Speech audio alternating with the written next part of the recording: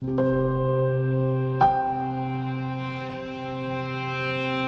ರೇಡಿಯೋದಲ್ಲಿ ಕೇಳಿದ ಕಥೆಯಂತೆ.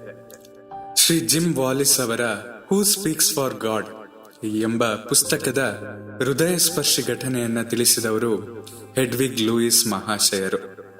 ನಮಸ್ಕಾರ, ಕೇಳ್ತಾ ಇದ್ದೀರಾ ಅವಿಭಾಜಿತ ಪಾಡ್ಕಾಸ್ಟ್. ನಾನು ಸಂಕೇತ್ ಭಟ್. ಸದಾ ಯುದ್ಧ ಪೀಡಿತ ದೇಶವಾದ ಬೊಸ್ನಿಯಾದ ರಾಜಧಾನಿ ಸರಾಯೆವೋ ನಗರಕ್ಕೆ ಒಬ್ಬ ಪತ್ರಿಕಾ ವರದಿಗಾರ ಹೋಗಿದ್ರು. ಕೈಯಲ್ಲಿ ಪುಸ್ತಕ, ಪೆನ್ಸಿಲ್ ಹಿಡಿದು ಯುದ್ಧ ಪೀಡಿತ ಪ್ರದೇಶಗಳಲ್ಲಿ ಸುದ್ದಿಯನ್ನರಸುತ್ತಾ ಓಡಾಡುತ್ತಾ ಇದ್ರು. ಆಗ ಅವರ ಕಣ್ಣ ಮುಂದೆ ಒಂದು ಹೃದಯ ವಿದ್ರಾವಕ ಘಟನೆ ನಡೆಯಿತು. ರಸ್ತೆಯಲ್ಲಿ ಹೋಗುತ್ತಿದ್ದ ಒಬ್ಬ ಪುಟ್ಟ ಮುಗ್ಧ ಹುಡುಗಿಗೆ ಯಾರೋ ಹಾರಿಸಿದ ಗುಂಡು ಬಡಿಯಿತು. ಆಕೆ ರಕ್ತ ಕಾರುತ್ತಾ ಕುಸಿದು ಬಿದ್ಲು. ಕೈಯಲ್ಲಿನ ಪುಸ್ತಕ, ಪೆನ್ನು ಬಿಸಾಡಿದ ವರದಿಗಾರ ಬಾಲಕಿಯತ್ತ ಧಾವಿಸಿದ. ಅಷ್ಟು ಹೊತ್ತಿಗಾಗ್ಲೇ ಅಲ್ಲಿಯೇ ಇದ್ದ ಒಬ್ಬ ವ್ಯಕ್ತಿ ಆ ಮಗುವನ್ನ ಎರಡೂ ಕೈಯಲ್ಲಿ ಎತ್ತಿ ಹಿಡಿದ್ರು. ಆಕೆಯನ್ನ ತಕ್ಷಣ ಆಸ್ಪತ್ರೆಗೆ ಕರೆದುಕೊಂಡು ಹೋಗ್ಬೇಕು ಅಂದ್ರು. ವರದಿಗಾರರು ತಮ್ಮ ಕಾರನ್ನ ತಂದ್ರು. ತನ್ನ ತೊಡೆಯ ಮೇಲೆ ಮಗುವನ್ನ ಮಲಗಿಸಿಕೊಂಡಿದ್ದ ವ್ಯಕ್ತಿ ಮತ್ತು ವರದಿಗಾರ ಆಸ್ಪತ್ರೆಗೆ ಹೊರಟ್ರು. ಆ ವ್ಯಕ್ತಿ, ಬೇಗ ಆಸ್ಪತ್ರೆಗೆ ಹೋಗೋಣ ಗೆಳೆಯ, ನನ್ನ ಮಗು ಇನ್ನೂ ಬದುಕಿದೆ ಎಂದು ಅವಸರಿಸಿದ್ರು. ಸ್ವಲ್ಪ ಸಮಯದ ನಂತರ ಇನ್ನೂ ಬೇಗ ಹೋಗಿ, ನನ್ನ ಮಗು ಇನ್ನೂ ಉಸಿರಾಡ್ತಾ ಇದೆ ಎಂದ್ರು. ಇನ್ನು ಕೊಂಚ ಸಮಯದ ನಂತರ, ದಯವಿಟ್ಟು ಬೇಗ ಬೇಗ ಹೋಗಿ, ನನ್ನ ಮಗುವಿನ ಮೈ ಇನ್ನೂ ಬೆಚ್ಚಗಿದೆ ಎಂದ್ರು. ವರದಿಗಾರ ಸಾಧ್ಯವಾದಷ್ಟು ವೇಗವಾಗಿ ಕಾರು ಓಡಿಸ್ತಾ ಇದ್ರು.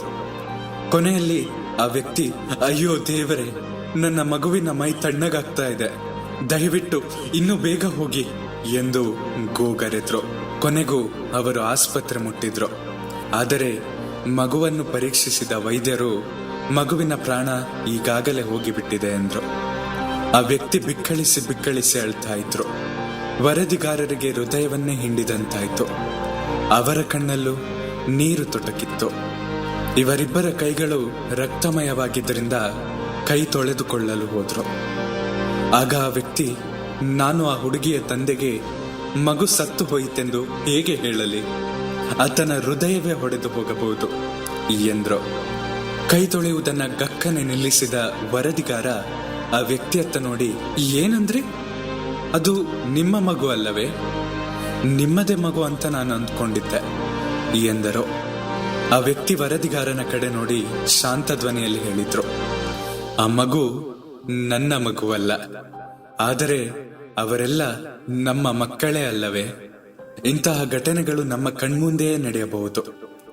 ನಮ್ಮ ಕೆಲಸವೇ ಹೆಚ್ಚೆಂದು, ನಾವೇಕೆ ತಲೆ ಕೆಡಿಸಿಕೊಳ್ಬೇಕೆಂದು, ನಮ್ಮ ಹಸ್ತ ರಕ್ತಸಿಕ್ತವಾಗಬಾರದೆಂದು, ಇದು ಯಾರದೋ ಮಗುವೆಂದು ನಾವು ಭಾವಿಸುತ್ತೇವೆಯೇ?